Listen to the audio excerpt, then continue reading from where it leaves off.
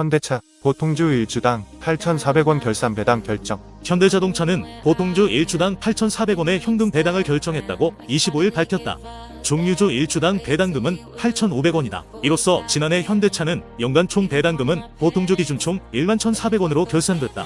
2분기 배당은 1,500원, 3분기 배당은 1,500원, 결산 배당은 8,400원이다. 현대차 배당금 총액은 2조 2,128억 8,200만원이며 배당 기준일은 다음 달 29일이다. 현대차가 작년 영업이익만 15조 원을 달성하면서 사상 최대 실적을 달성했다. 그야말로 역사를 새로 쓰고 있다. 현대차는 25일 작년 연간 매출 162조 6,635억 원, 영업이익 15조 1,269억 원을 기록했다고 공시했다. 이는 2022년 대비 매출 14%, 영업이익 무려 54% 증가한 수치다. 당기순이익 역시 전년비 53.7% 급증했다. 현대차는 삼성전자를 제치고 국내 영업이익 1위를 달성한 것이다.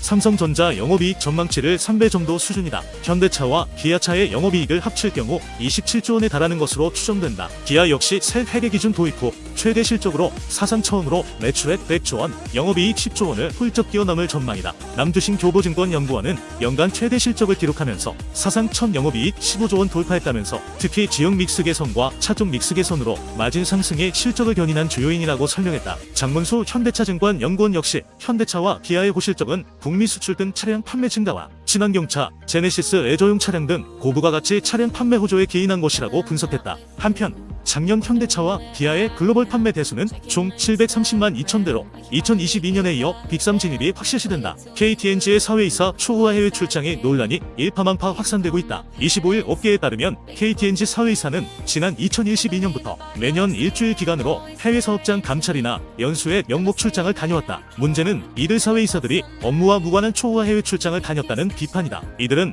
해외 출장에서 업무를 뒷전으로 주요 관광지 여행이 주요 스케줄이었던 것으로 한 언론 매체는 보도했다. 심지어 사회이사들의 배우자까지 출장에 동행했던 것으로 알려졌다.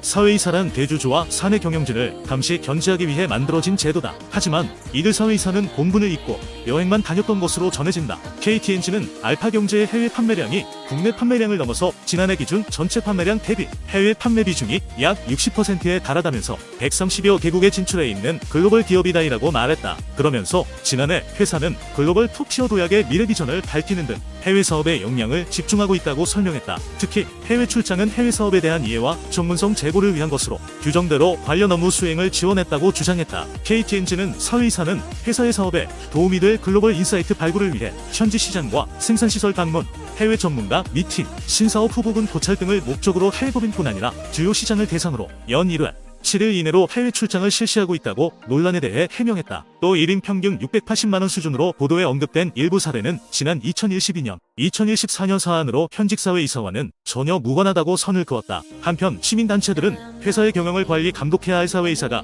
고액 연봉과 해외 출장 등 과도한 수혜를 입고 권한을 휘두르며 특권 조직으로 결질되고 있다며 비판하고 있다. 회사로부터 고액 연봉 최고급 사택 등 특급 대우를 받고 있는 윌리엄 김 신세계 인터내셔널 대표가 취임 2년 차를 맞았다. 지난 23일 한 언론 매체는 윌리엄 김 신세계 인터내셔널 대표가 회사로부터 제공받은 곳이 서울 강남구 청담동의 한 고급 빌라로 확인됐다고 보도했다. 해당 보도에 따르면 신세계 인터는 2023년 2월부터 2025년 2월까지 35억 원의 보증금을 내고 강남에서도 선에 꼽히는 최고급 빌라 브르넨 청담 전세 계약을 맺었다. 신세계 인터가 윌리엄 김 대표에게 사택으로 제공한 세대는 204제곱미터 규모로 2계층을 사용하는 복층형 구조다. 이와 관련 신세계 인터 관계자는 알파경제에 관련 답변을 드리기 쉽지 않다고 말을 아꼈다. 윌리엄 김 대표는 미국 콜로라도 대학교 회계학과를 졸업한 뒤 이탈리아 명품 브랜드 구찌에서 최고 재무책임자 부사장, 영국 명품 브랜드 버버리에서 리테일 디지털 수석 부사장을 역임한 패션 전문가다. 앞서 윌리엄 김 대표는 고액 연봉을 받는 것으로 알려져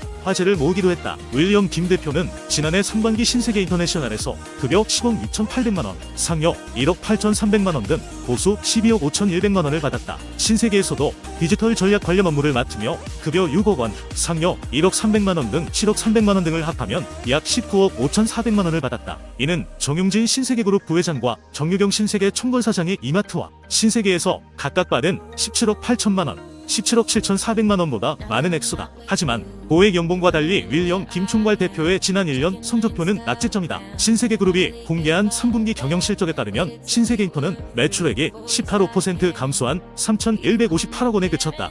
영업이익도 60억 원 수준으로 75% 급감한 것으로 나타났다.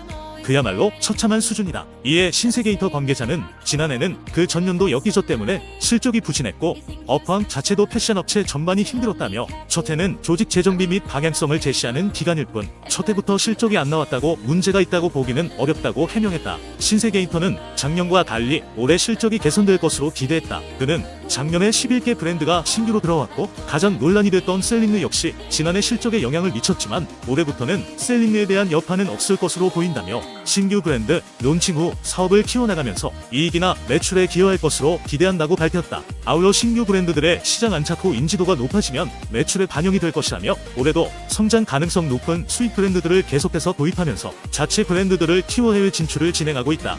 이를 통해 실적이 개선될 수 있다고 설명했다. GS그룹이 신사업 진행 현황과 전략을 공유하는 시간을 가졌다. GS그룹은 신기술을 바탕으로 불황과 저성장을 극복할 계획이다. GS그룹은 25일 서울 강남 GS타워에서 2024 GS 신사업 공유회를 개최했다. 공유회에는 허태수 GS그룹 회장을 비롯 계열사 사장단과 신사업 담당 임원 70여 명이 참석했다.